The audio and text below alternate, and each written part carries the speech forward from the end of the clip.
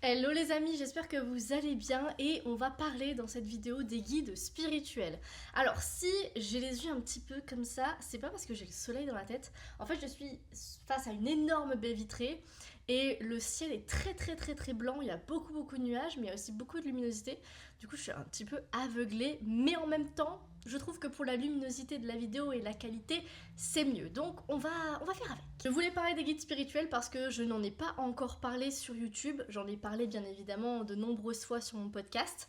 D'ailleurs, mon podcast, je vous mets la description, enfin, je vous mets le titre qui s'appelle Café Lumière, mais si vous oubliez et que à la fin de la vidéo vous voulez aller écouter mes épisodes, vous pourrez. Et si vous regardez les vidéos YouTube sans être abonné, c'est dommage parce que moi ça me pousse à fournir encore plus de vidéos quand je vois que vous êtes abonné, que vous êtes présent, que vous likez, que vous commentez et ça me booste. On me demande souvent, mais est-ce que j'ai des guides spirituels? Enfin, moi. Vous, est-ce que j'ai des guides spirituels? Est-ce que tout le monde a des guides spirituels? Est-ce que je peux ne pas en avoir? Qui sont-ils? Etc. Alors, évidemment, ce sont des choses qui sont abstraites, qui ne sont pas concrètes. Hein. Ce sont des énergies et je peux pas vous dire, alors oui, c'est telle personne. Tout va dépendre de chacun. Alors oui, absolument, tout le monde a des guides spirituels. Il n'y a pas une personne qui n'en a pas. Si vous pensez que vous n'en avez pas, c'est simplement parce que vous n'êtes pas connecté avec vos guides spirituels, que vous n'avez pas pris le temps de vous connecter, ou que vous ne saviez pas que ça existait, ou que peut-être un peu déconnecté de votre intuition, de la réception des messages, ou que vous suranalysez les choses. Parce que quand on n'est pas ancré et qu'on est trop dans la tête, comme les Verseaux. D'ailleurs, je ferai un épisode sur l'ancrage, je pense, la semaine prochaine, parce que j'en ai parlé en podcast, mais je pense qu'il est intéressant d'en faire une vidéo complète. Si vous suranalysez constamment les messages, les signes de l'univers, en fait, vous allez rationaliser ça. Et vous allez chercher à tout le temps comprendre, alors que ça passe par le ressenti. Et vos guides savent exactement quoi vous envoyer, quand vous envoyez, parce que ce sont des énergies avec lesquelles vous travaillez depuis avant même la naissance en fait. Donc les guides spirituels, il y a deux possibilités. On a parfois la réponse quand on leur pose la question, mais des fois on n'a pas la réponse, donc bon, ça, c'est pas grave, on fait avec. Mais il y a deux possibilités de savoir d'où viennent nos guides. La plupart du temps, nos guides spirituels nous accompagnent avant même notre naissance. Je sais pas si vous avez vu le dessin animé Saul, donc c'est vraiment pour voir comment est-ce qu'on vient sur Terre, les âmes, qu'est-ce qui se passe avant de venir sur Terre. Et en fait, c'est à peu près ça. C'est que avant de venir sur Terre, vous avez une équipe de lumière. Il y a une équipe de lumière qui sont là pour vous guider dans la prochaine vie, qui vous propose, entre guillemets, ok, tu vas avoir une vie comme ça, avec tel défi, telles épreuves. Bien évidemment, il y a toujours le libre arbitre, ça on ne l'oublie pas, mais globalement, sur ce chemin de vie, il y aura ces épreuves, ces défis, ces moments de joie, etc. Est-ce que tu te sens prête à aller dans cette vie-là? Et votre âme, si elle se sent prête des vies passées, qu'elle a emmagasiné assez d'énergie, de force, ou que c'est sa toute première vie, elle va sauter dans cette vie. Grossièrement, je vous fais un dessin, mais c'est pour que vous puissiez comprendre. Et en fait, l'équipe de lumière qui a accompagné cette âme à venir sur cette terre va l'accompagner tout au long de sa vie.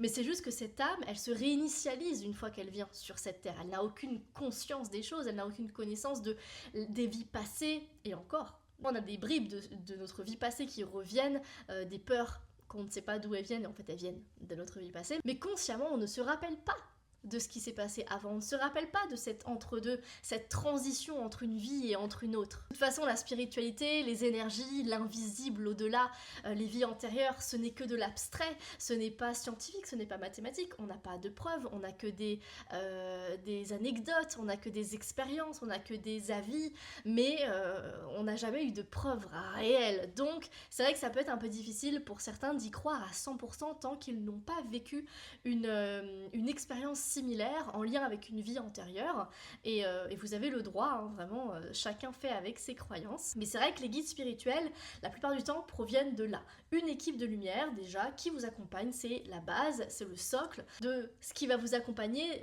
dans votre vie. Maintenant, il y a d'autres guides spirituels qui peuvent apparaître tout au long de votre vie. Ça peut être des personnes physiques, complètement. Je sais que moi, il y a des personnes qui m'ont dit « Oh, je pense que tu es mon guide spirituel. » Peut-être, en vrai, je sais pas.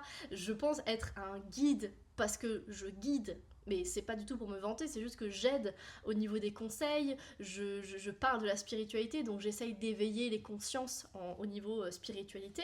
Donc effectivement, ça peut vous guider, mais je n'ai pas pour but de guider telle une secte, enfin vous voyez ce que je veux dire. Mais il y a des personnes physiques qui peuvent être votre guide, un parent, un proche, quelqu'un de votre entourage, un professeur. C'est vrai que dans l'enseignement, il y a pas mal de guides spirituels parce que en fait, ce sont des personnes qui, naturellement, elles aiment guider. Et c'est leur mission de vie, en fait, de guider les autres. Et c'est vrai qu'il y a pas mal de guides spirituels qui accompagnent la vie de quelqu'un tout au long de sa vie et qui, en fait, ni l'un ni l'autre ne savent que c'est son guide spirituel, mais naturellement ça se fait parce que la mission de vie de l'un est complètement en corrélation avec le chemin de vie de l'autre en fait. Et ensuite, alors ça, je pourrais pas vous affirmer à 100%, mais on peut avoir d'autres guides spirituels, mais on peut aussi les appeler les anges. Donc est-ce que les anges peuvent être aussi des guides spirituels? Moi je pense que oui. Après dites-moi en commentaire ce que vous en pensez. Et donc ce sont toutes les personnes qui sont décédées. Et c'est vrai que je parle pas mal avec vous en message privé. Et très souvent quand un parent est décédé, on me dit moi je pense que c'est devenu mon guide spirituel. En tout cas c'est à lui que je parle. Et c'est vrai que quand je lui pose des questions avec son nom, son prénom, vu que je le connaissais de cette vie-là, et que je lui demande de l'aide, des messages, j'ai toujours des réponses. Donc je pense sincèrement que quand une personne, elle décède, elle peut prendre la place du guide spirituel complètement. Et je vais vous parler d'une anecdote que j'ai vécue durant le salon... Alors comment ça s'appelle? Le salon Zen. Salon Zen à Paris l'année dernière. J'ai été à une conférence de Natacha Calestrémé, qui a écrit de nombreux livres et sur les guides spirituels. Elle était là pour faire la promotion de son livre et on pouvait avoir une conférence en fait avec elle sur toutes les questions sur les guides spirituels. Il y a une personne qui lui demande est-ce que je peux changer mon guide spirituel parce que la personne que j'ai ne me plaît pas. Donc déjà, Natacha lui demande mais comment est-ce que tu sais qui il est? Parce que elle sait comment demander qui sont-ils, mais elle attendait de savoir cette dame, ok, comment elle le sait? Est-ce qu'elle est sûre? Et donc la dame lui explique qu'elle a fait la méthode que Natacha Calestrémé, elle explique dans son livre. Alors moi j'ai pas lu son livre, mais elle nous l'a expliqué en conférence. C'est que vous prenez un livre, vous demandez quel est le nom à vos guides spirituels, ok, comment tu t'appelles? Vous ouvrez le livre au hasard, vous fermez les yeux, vous ouvrez, vous placez vos 2 pouces de part et d'autre du livre, là où vous voulez, vraiment au hasard, et quand vous ouvrez, normalement, vous allez avoir une réponse. Alors moi, je l'ai pas encore fait, donc je ne pourrais pas vous dire si ça fonctionne à tous les coups, mais cette dame l'avait fait, et elle avait eu le prénom d'une personne de sa famille qu'elle déteste. Alors je sais plus ce qui s'est passé, mais en tout cas, c'était un homme, elle le détestait, il était décédé, effectivement, et elle a refait le test avec le livre, et elle a eu 2 fois le même prénom. Imaginons, il s'appelle Louis, elle a écrit Louis décédé, ou Louis parent, je sais plus ce que c'était. Elle a refermé, et elle est tombée sur d'autres pages, et elle avait marqué Louis. Et donc elle s'est dit, je sais que c'est celui-là, mais je ne veux pas que ce soit mon guide spirituel. Donc pour cette question-là, est-ce qu'on peut changer nos guides spirituels? Non. C'est pas possible, on ne choisit pas qui sont nos guides spirituels. On peut choisir en pleine conscience les personnes qui vont nous accompagner dans notre vie, avec qui on veut s'entourer, qui vont nous guider naturellement dans la vie, mais c'est peut-être pas leur mission de vie en fait, d'être nos guides spirituels. C'est pas tout le monde qui a un guide spirituel physique, hein, et ce n'est pas obligatoire d'avoir une personne qui reste toute votre vie en étant votre guide spirituel. Elle peut vous accompagner durant une période et s'en aller. Vous n'allez plus jamais entendre parler de cette personne-là. Ça peut être une personne, un inconnu que vous allez croiser par hasard, qui va vous donner une réponse, une discussion qui va changer énormément de choses dans votre tête, et ça vous aura fait un déclic, une révélation pour votre vie, ça vous aura guidé. Cette personne aura été votre guide spirituel. Et peut-être même l'incarnation de votre guide spirituel, et cette personne, vous ne la reverrez plus jamais. Au chapitre 5, page 64 de mon livre, Le Journal de l'Univers, tome 3, donc c'est moi qui l'ai écrit, il y a un chapitre sur les guides spirituels, parce que dans la saga du Journal de l'Univers, on aborde tous les thèmes, pas dans le détail, mais on aborde quand même tous les thèmes spirituels, la manifestation, les guides spirituels, les signes de l'univers, le taux vibratoire, etc. Le chapitre des guides spirituels sont dans le dernier tome, parce que j'estime que quand on s'intéresse aux guides spirituels, on n'est pas dans le début de sa spiritualité. On est quand même conscient choses qui arrivent lorsque l'éveil spirituel est bien en place. Quand on démarre vraiment les premiers jours dans la spiritualité où on se dit « Oh, c'est intéressant ça », généralement, c'est pas grâce au thème de guide spirituel. Pour certaines personnes, oui, parce qu'elles ont entendu parler des guides spirituels, mais généralement, c'est vrai que c'est au niveau soit de l'astrologie, soit de la lune, parce que c'est très commun maintenant, soit de la manifestation, en fait, loi d'attraction, etc. Donc c'est pour ça que j'ai décidé de le mettre dans le dernier livre. Comme ça, quand vous commencez par le premier, on est sur des exercices de manifestation un peu chill, on a des explications de la lune, des petits secrets, conseils que je vous donne sur la couleur des bougies, qu'est-ce que ça vous apporte, etc. Mais on reste sur quelque chose d'assez facile, assez simple.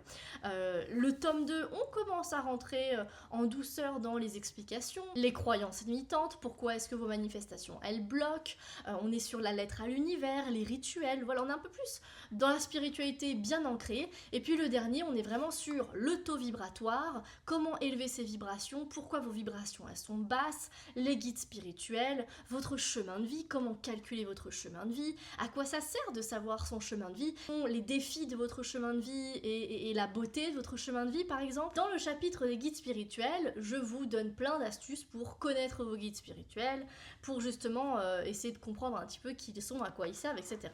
Donc la question qu'on me pose souvent, c'est comment s'y connecter. Eh bien déjà, il va falloir leur demander des choses. N'ayez pas honte de leur demander à voix haute quand vous avez besoin d'aide. Je ne sais pas quoi choisir entre telle chose et telle chose, oriente-moi. Ou orientez-moi. Vous pouvez faire comme si vous aviez un guide, vous pouvez faire comme si vous aviez plusieurs guides, vous n'êtes pas obligé de dire des noms, vous pouvez très bien dire les gars, vous pouvez très bien dire meuf, vous pouvez très bien dire les girls, les gars, les amis, mes guides, vous pouvez les appeler comme vous voulez en soi, parce que ce sont des énergies, enfin c'est au-dessus, c'est dans l'invisible, donc vous pouvez vraiment les appeler comme vous voulez, là où vous vous sentez à l'aise. Moi généralement, je les appelle même pas. Je leur dis juste, j'ai besoin d'aide, je me connecte à mes guides spirituels, ou alors je les appelle mes guides, est-ce que vous pouvez m'orienter sur une réponse? Donc, imaginons, je dois choisir le chemin A. Si j'hésite entre le chemin A et le chemin B, je vais leur dire, ok, si je dois choisir le chemin A, montre-moi une fleur de lotus bleue. Quelque chose de pas forcément possible à voir dans la vie de tous les jours. Une fleur de lotus bleue, bon. Et si je dois choisir le chemin B, montre-moi des pop-corn. Un truc qui n'a rien à voir. Et j'essaye toujours de demander quelque chose dont je sais que la présence n'est pas dans ma réalité actuellement. Si j'ai des pop-corn à la maison, j'allais pas demander des pop-corn. Mais j'ai pas de pop-corn, j'ai pas prévu de manger des pop-corn. Et en fait, c'est ça. Je vais pas demander de voir une voiture bleue ou une voiture rouge. Parce que ce sont des choses qui sont assez communes et je vais voir une voiture rouge et je veux voir une voiture bleue. Donc je vais être encore plus perdue parce que je vais penser que mes guides m'envoient les deux possibilités. Maintenant, il est possible que malgré ce que vous demandiez, vos guides, même si c'est farfelu ce que vous demandez, hein, un éléphant rose et un flamant rose bleu, et bah que vous voyez les deux. Et vous allez dire, mais pourquoi je leur demande? Et bah c'est très certainement que les deux choix sont possibles. Si vous allez dans le choix A, ça se passera bien. Si vous allez dans le choix B, ça se passera bien. Et des fois, ça aide pas, mais ça montre aussi que on a notre intuition, on a notre libre arbitre et qu'il faut faire en fonction de notre ressenti. Donc vraiment, ça c'est assez, on va dire, obligatoire quand vous voulez demander par rapport à un choix entre deux choses. Ne demandez pas à voir quelque chose de commun, sinon vous allez le voir trop rapidement. Vous allez être dans l'obsession de voir ça, donc votre cerveau va se focaliser sur « je dois voir la voiture rouge », donc vous n'allez voir que des voitures rouges. Alors que si vous demandez quelque chose qui n'existe pas, vous n'allez pas chercher à trouver ça, parce que vous allez déjà oublier ce que vous avez demandé tellement c'était farfelu, et c'est après plus tard que vous allez dire ok. Pour vous donner un exemple, parce que là vous allez peut-être vous dire mais c'est impossible de voir un flamant rose bleu. Bah écoutez, moi j'avais demandé, je sais plus ce que c'était comme réponse, mais j'avais dit je sais pas quoi choisir entre A ou B. Et j'ai demandé à voir un ours bleu ou un je sais plus quoi. Mais l'ours bleu ça m'avait choqué, ça m'avait bien marqué. J'oublie un petit peu ce que je demande et quelques jours plus tard, je viens chez mes parents. Ma mère sort une arche en fait pour bébé, pour mon fils à l'époque, où on met pour qu'il puisse jouer avec ses mains, etc. Et sur cette arche-là, il y avait un petit ours qui était accroché, et cet ours était bleu. Et quand j'ai vu ça, je me suis dit, incroyable. J'avais oublié déjà, et c'est surtout que jamais j'aurais pensé que j'allais voir de cette manière-là, sachant que je ne connaissais pas cette arche en jouet, je l'avais jamais vue, et que je pensais pas aller chez mes parents dans la semaine, ça s'était fait à la dernière minute. Et ça m'a, moi, confortée dans l'idée, même si j'y crois à 100%, que on ne sait jamais comment ça va arriver. Ça peut être là sur une arche de jouets, ça peut être dans un film, et on peut tout créer dans un film, ça peut être dans un magazine, ça peut être quand vous demandez un flamant rose bleu, vous parlez pas forcément d'un animal en vie, ça peut être une figurine, ça peut être une personne qui parle d'un flamant rose bleu, ça peut être un restaurant qui s'appelle le flamant rose bleu.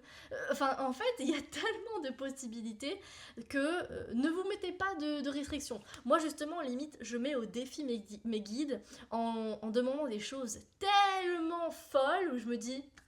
j'ai hâte de voir comment est-ce que je vais voir ça. Une autre façon de demander des réponses aussi, c'est en fonction de la nature, donc des nuages.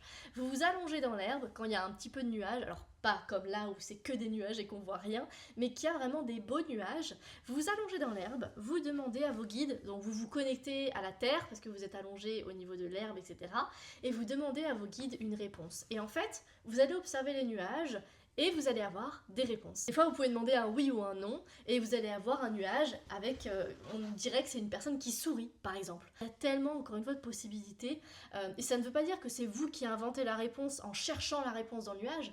Non, parce que c'est logique. Et vous allez demander à tous les gens autour de vous, qu'est-ce que vous voyez dans ce nuage? Ils vont vous dire la même chose que ce que vous voyez, parce que ce n'est pas vous qui inventez, c'est pas votre regard qui imagine ça. Non, c'est vraiment vos guides qui utilisent les nuages pour vous faire passer un message parce que vous l'avez demandé. Vous pouvez demander aussi à la lune. Quand c'est la pleine lune et qu'elle est bien visible, moi j'aime beaucoup demander des réponses à la lune.